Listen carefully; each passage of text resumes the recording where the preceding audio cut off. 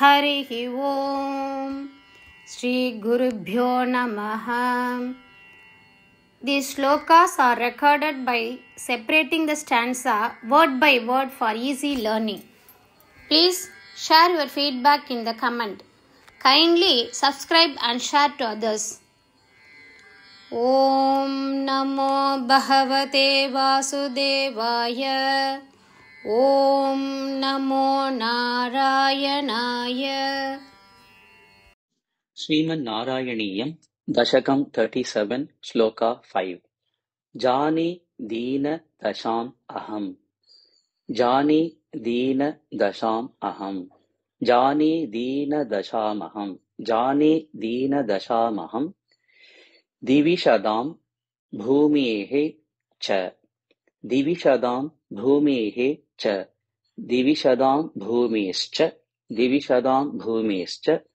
भीमैहि नृपैः भीमैहि नृपैः भीमैर्नृपैः भीमैर्नृपैः जानि दीनदशामहं दिविशदां भूमेश्च भीमैर्नृपैः जानि दीनदशामहं दिविशदां भूमेश्च भीमैर्नृपैः तत्क्षेपाय भवामि यादवकुले सह अहं समग्र आत्मना सोऽहं समग्रात्मना तत्क्षेपाय भवामि यादवकुले सोऽहं समग्रात्मना तत्क्षेपाय भवामि यादवकुले सोऽहं समग्रात्मना जानि दीनदशामहं दिविशदां भूमेश्च भीमैर्नृपैः तत्क्षेपाय भवामि यादवकुले सोऽहं समग्रात्मना जानि दीनदशामहं दिविशदां भूमेश्च भीमैर्नृपैः तत्क्षेपाय भवामि यादवकुले सोऽहं समग्रात्मना देवाः वृष्णिकुले भवन्तु देवाः वृष्णिकुले भवन्तु कलया देवाङ्गनाः च अवनौ देवाङ्गनाः च अवनौ देवाङ्गनाश्चावनौ देवा वृष्णिकुले भवन्तु कलया देवाङ्गनाश्चावनौ देवा वृष्णिकुले भवन्तु कलया देवाङ्गनाश्चावनौ मत्सेवा अर्थम् इति मत्सेवार्थमिति त्वदीयवचनं पाथोजभूः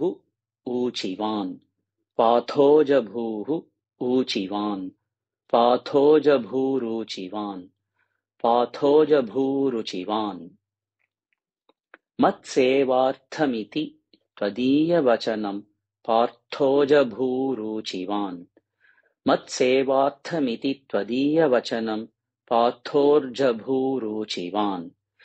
देवा वृष्णिकुले भवन्तु कलया देवाङ्गनाश्चावनौ मत्सेवार्थमिति त्वदीयवचनं पाथोजभूरुचिवान्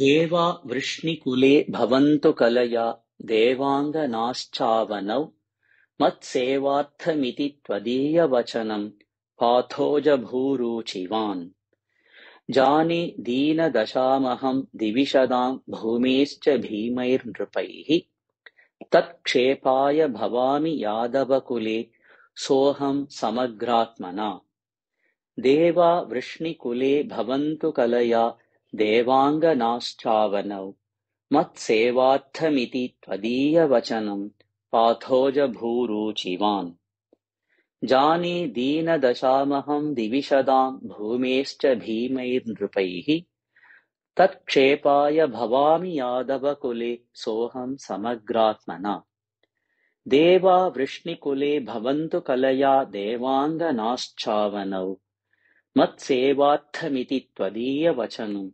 पाथोजभूरुचिवान् जाने दीनदशामहं दिविशदां भूमिश्च भीमैर्नृपैः तत्क्षेपाय भवामि यादवकुले सोऽहं समग्रात्मना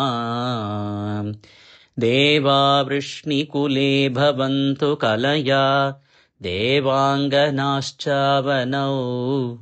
मत्सेवार्थमिति त्वदीयवचनम् पाथोजभूरुचिवान् जाने दीनदशामहं दिविशदां भूमेश्च भीमैर्नृपैः तत्क्षेपाय भवामि यादवकुले सोऽहं समग्रात्मना देवावृष्णिकुले भवन्तु कलया देवाङ्गनाश्चावनौ मत्सेवार्थमिति त्वदीयवचनम् पाथोजभूरुचिवान्